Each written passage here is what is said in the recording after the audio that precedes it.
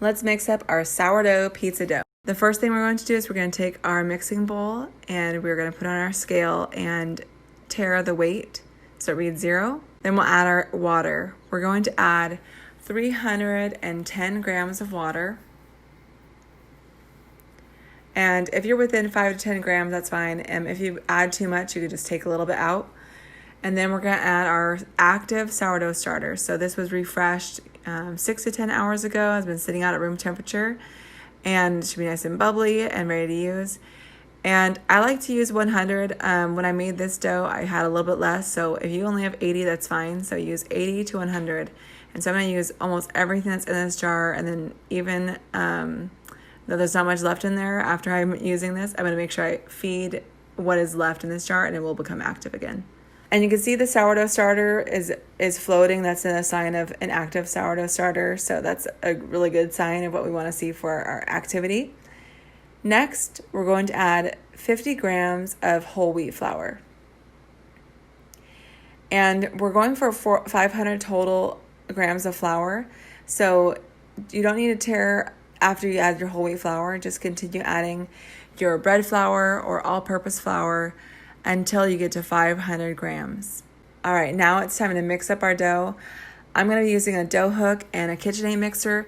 You can mix this by hand as well. You'll need to probably start with a spoon and a dough scraper and then begin to mix by hand. This is a very stiff dough, so it needs a lot of kneading. Here's the dough after just 1 minute of mixing. You can see it coming together here. And I'm going to take a minute and make sure I scrape down the sides of the bowl. It's really important to make sure that you're regularly taking time to scrape down the sides of your bowl so there's no dry bits of dough hanging out.